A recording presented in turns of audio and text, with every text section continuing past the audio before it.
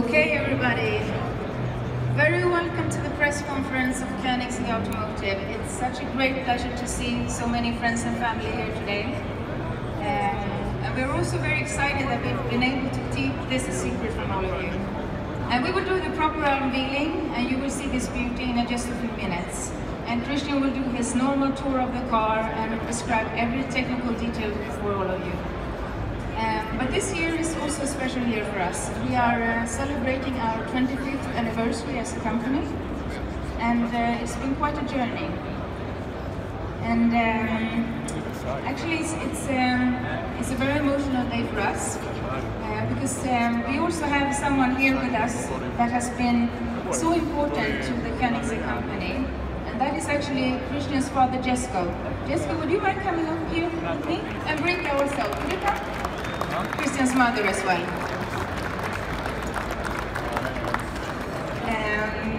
Not many of you might know this, but Jesko has always loved horsepower.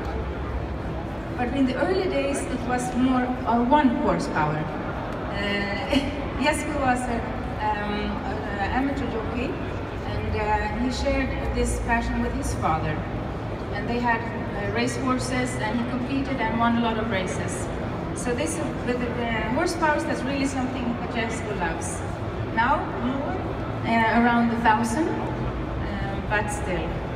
But this man has been so instrumental to our company, and without Jesko, there would not have been a Koenigsegg. And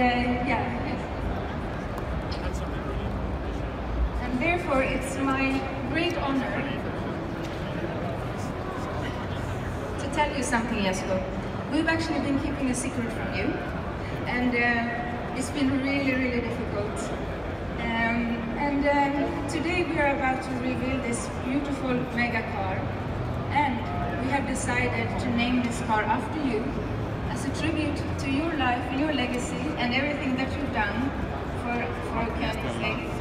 And so the new mega car will be named the Koenigsegg Jesko.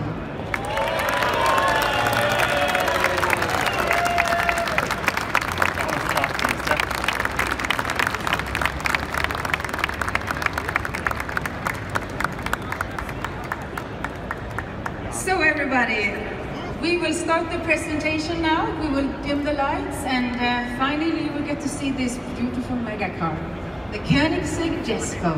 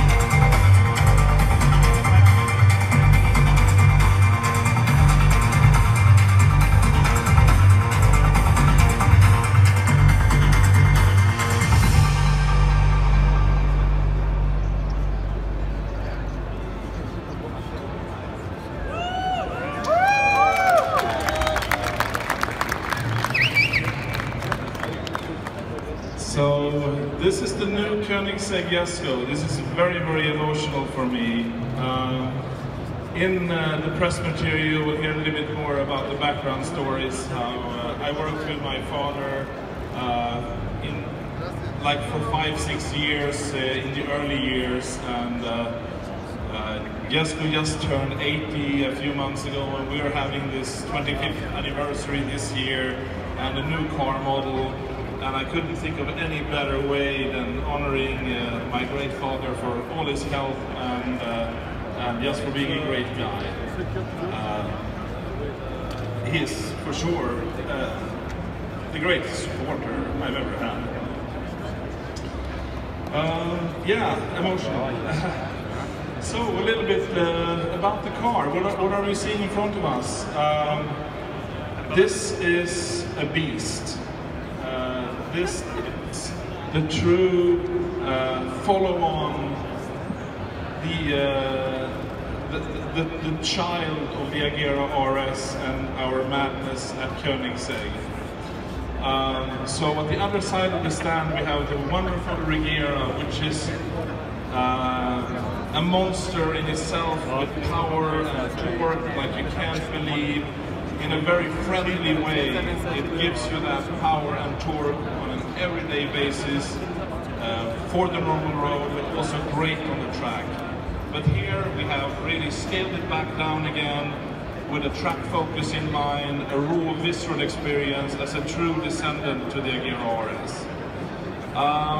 So to go into a little bit the details, this car has 880 kilos of downforce. At 250 kilometers per hour. At 270 kilometers per hour, it has a ton, 1,000 kilo downforce. Just tremendous. Even with these extreme downforce numbers, beauty is important to us at Koenigsegg. That the car should be still beautiful to behold, and it needs to look like a Koenigsegg. And I think it probably looks more similar to the previous Koenigseggs than it is. It has a completely new monocoque, which is a little bit longer than the Agera RS. If you look at the glass area, you can definitely recognize it as a Koenigsegg, but it's a little bit taller, it's a little bit more room in there. The wheelbase is extended by 40 millimeters. It's 2,700 millimeters wheelbase with rear wheel steering.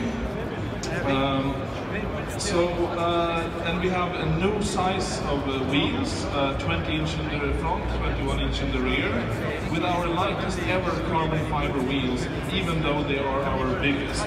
The front wheels weigh 5.9 kilos, the rear ones 7.4. We have this massive active rear wing. It goes up for braking, it goes down for high speed.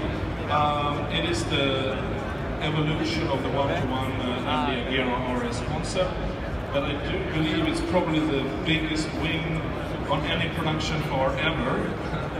If that's anything to brag about or not, I don't know, but for sure it helps with downforce. And I don't know, does someone have the remote for the car to open up show mode so we can have a look underneath? Any Koenigsegg guy or girl with a remote?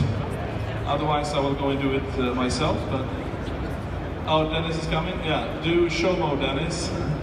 Or I will do it. Okay, thank you. Here we go. So it retains the cool aspect of the Regera, that everything opens up in a robotic way with a very lightweight system. So this car is really track focused for being a Koenigsegg. So like on the one-to-one, we sacrificed the possibility to store the roof in the front for aerodynamics. You can still unscrew the roof. It's screwed in as a structural member for maximum stiffness, but you can unscrew it and leave it at home and drive fast back home if it's raining. That's kind of the solution for this car. There will be a sister car to this, which has less focus on downforce and more focus on top speed.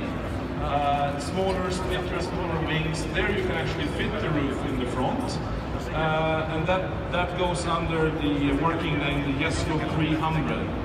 The 300 comes from the notion that potentially it could be fast enough to break the 300 miles per hour barrier. This car is very, very lightweight.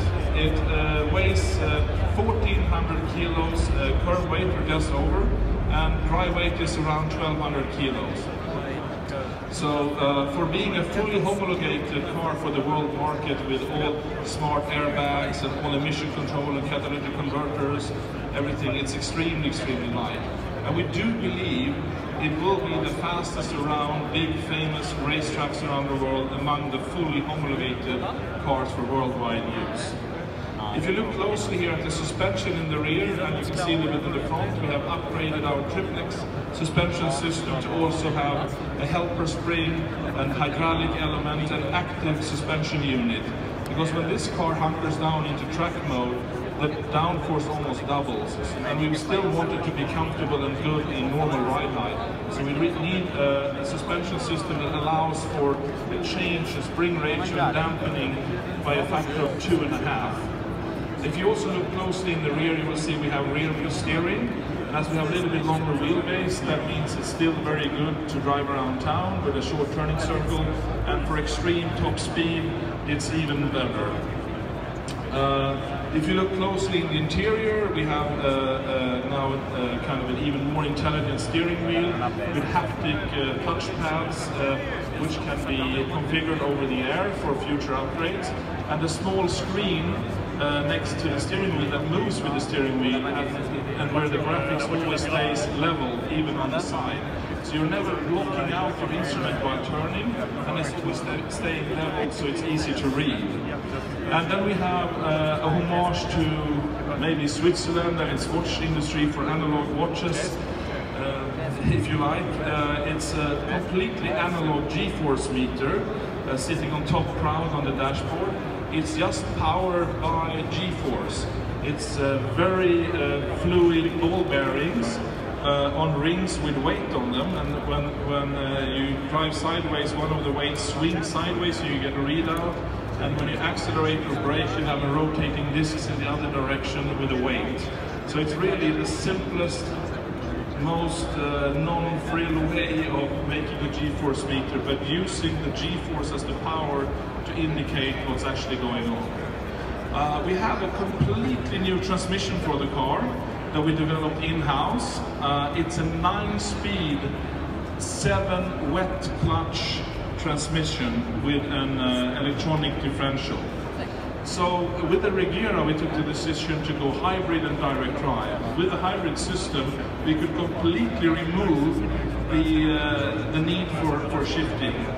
Here we go the different direction. All the gears we saved in the Regera and then we shelved, we put in this car, jokes aside. But with the 9-speed gearbox, we can really utilize the perfect power band in the engine and make this the rawest visceral car. Of course, it doesn't have the same extreme low-end grunt like the Regera, but being a track car, it's okay that the power is a little bit higher up in the register. And what a register it is. Here we have gone to a flat plate crank, the world's lightest V8 crank, as we're aware of, for a production car weighing 12 kilos.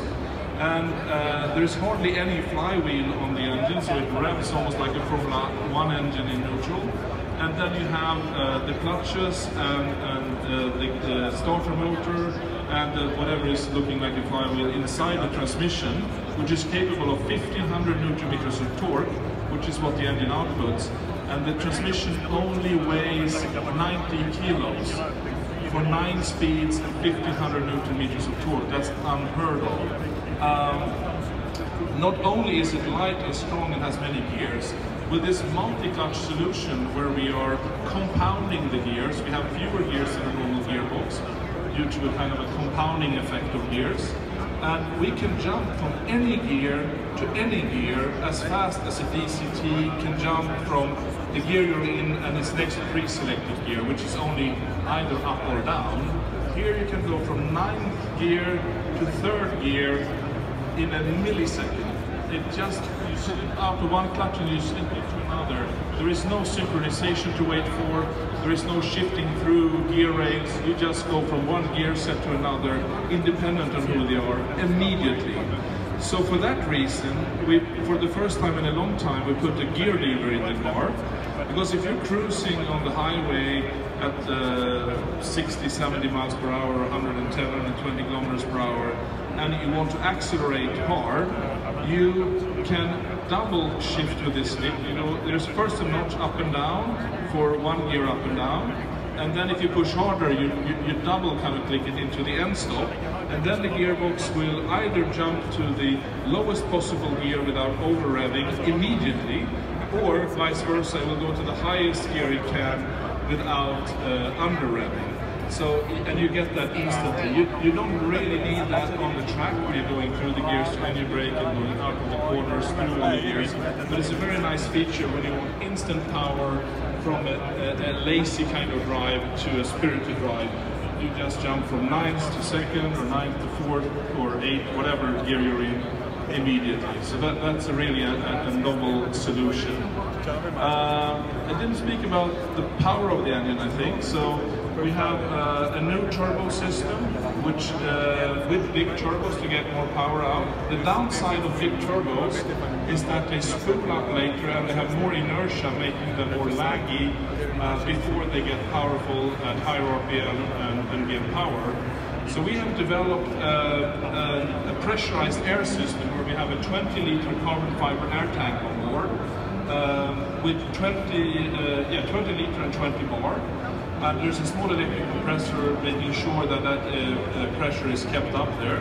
And then we have a few strategic nozzles spread out through the turbo system to make sure that we can overcome the inertia of the turbine blades and the compressor blades by shooting bursts of air onto them, and also sealing off the blades at lower engine RPMs, where normally a big impeller or a big compressor cannot pump because they're too big. So with a shock of pressurized air, we seal them off so they can start pumping at lower airflows, basically pushing the surge diagram, surge limit in the turbine compressor diagram to the left in the chart, so it acts like a really small turbo at low RPM and spools up like a really small turbo at low RPM, but then becomes a big turbo at high RPM. This system is very, very lightweight. It's a few nozzles, a few hoses, and a carbon fiber tank and a small compressor. It turned out to be much lighter than a quad turbo system or a triple turbo system or something like that. So with this solution, we have 1280 horsepower on regular 95 octane pump gas, which is 91 octane in the US, or the equivalent thereof. And you can also run this car on E85. It has a flex fuel sensor. So on E85, you get 1600 horsepower from a 5-liter engine, which is unheard of in a production car with full emission regulation and catalytic converters and so on. And talking about emission regulations, as I said, this car is homologated for the world market with the most stringent crash testing, smart airbags, and also the most stringent emission testing. So what we have done, we have created a completely set of new cylinder heads with turbulent inducing flaps for startup and low flows at idle and so on to get better combustion. We have a secondary air system to heat up the catalytic converters that is powered by the boost up system with the carbon fiber air tanks. We're using that for both systems, which saves weight and space. And then we have also electrically heated cats. So this car is designed to comply with worldwide emission regulations up to 2026. And given the extreme nature of the car and the extreme performance, that also I would say is completely unheard of. We're making 125 of these cars. It's free for the buyers to choose if they want the more track focused or the less downforce, less drag, higher top speed version. That's part of the specification when you create your spec on the car. So 125 of these, and we have already, before showing this car live to anyone, we already have down payments for 83 cars, or maybe a little bit higher than that now. So there are only a few left. We'll see if there are any left after this show. If there is, we still have, well, some job left to do, which is fine. But I think, that is probably all I can think of to say about the... Sorry? Oh yeah, one more thing, reminding me. We'll just let it close. So, we actually reinvented the very unusual Koenigsegg door hinge. So it has always been very practical in the sense that the door swings out and clears the entrance freely, so you can get in and out as easy as possible, given that it's an extreme sports car. But you always have to watch out for high curbs and park a little bit away. And incredibly enough, it has very seldom been that anyone has hit a curb, probably because everyone is very aware of it. But we just reshaped the hinge a little bit, not by adding any components, just bending and twisting the parts a little bit in CAD. So we got a new motion into the hinge, which made it possible to also reissue new patents for another 20 years of this hinge mechanism, which is by now, 20 years old, given it was on the very early Koenigsegg's. So if I open a door here now, you will see, you will see that the door also moves upwards, and you can have a super high curve underneath with no problem. On top of that, it carries over the sensor system from the Regera, that if there is an obstacle in the way, it will stop. It has kind of a parking sensor system in the door to check that first. And what is even more interesting is that the space for the hinge has stayed the same on this car as on all previous Koenigseggs since the first production Koenigsegg ever. So it's possible to retrofit this door hinge to even the first Koenigsegg and improving its close to curb parking ability. I think probably that is the last thing. Well, there is one, no, I already spoke about the instrument move, so we can have a look at that later. So anyway, thank you so much for coming. I won't take up any more time. Please, we'll try to let everyone in as much as possible. And thank you again, and enjoy the show.